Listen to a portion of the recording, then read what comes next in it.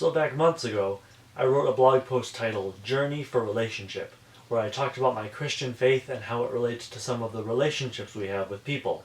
As a response to that, I decided to make a video and share some of my thoughts on dating and relationships from a Christian perspective. The dating game. I was using an online dating app to meet women, and I wasn't happy with how shallow my results felt. So I decided to delete my dating app and ask a girl from my college group out for coffee instead. You'll notice I said coffee and not Netflix and chill. So dating apps are a great way to meet people. I just wasn't happy with the ones that I was using. So she surprised me by agreeing it would be fun to go out for coffee, but such things are easier said than done.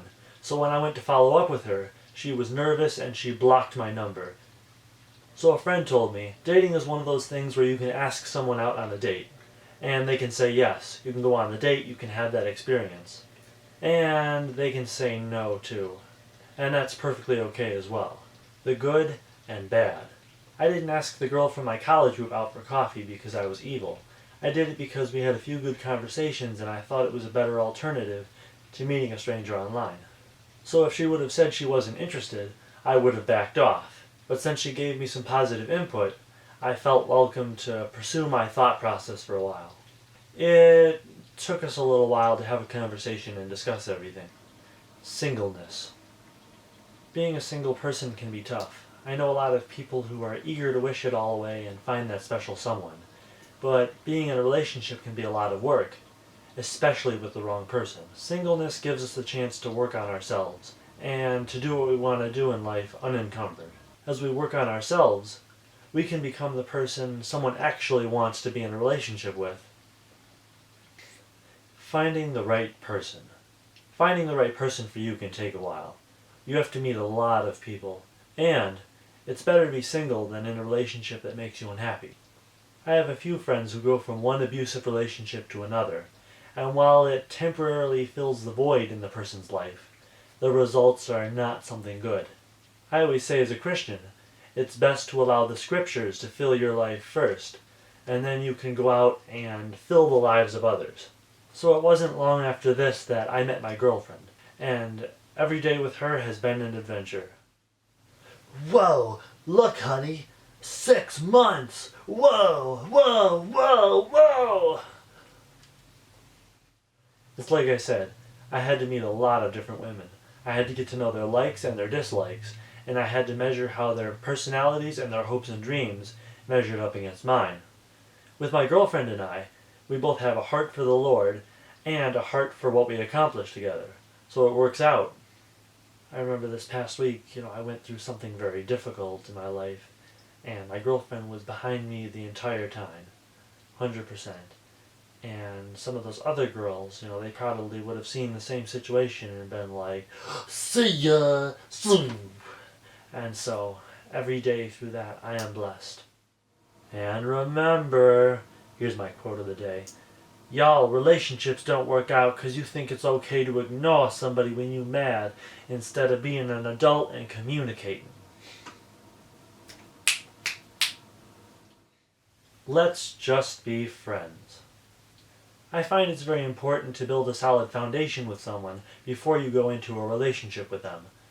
But sociologists find it's tough for people who have feelings for each other to just be friends, because there's a lot of emotional attachment.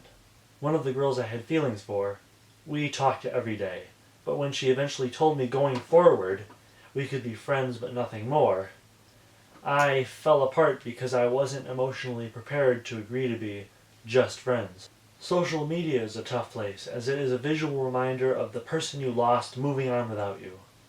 You sometimes have to move on yourself and find someone who values your time. After taking a step back from that person for a while, it becomes easier to go back in and speak to that person as a friend, if that's what you're looking to do. It's pretty interesting. I work in a grocery store, and all sorts of people come into the grocery store. Everybody's got to get their groceries. So I run into different people from the community all the time. So I had it happen about 3 times, 3 different women from the dating apps who I ended up talking to for months and months at a time. Things didn't quite work out between us. And I guess I just felt bad about that. I guess I needed some closure for that circumstance. So little by little, I ended up running into all three of those women, and I thought that was kind of cool that we had that redemptive story arc where it's like, oh, hey, fancy running into you after, a couple of years. So the person I had feelings for, we didn't part as friends. The one day I was at work and she came up to the front end to check out, and we ended up running into each other.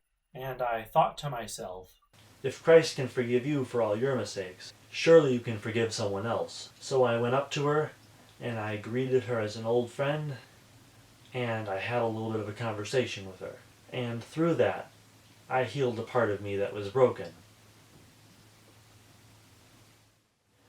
Lastly, 1 Timothy 4:12.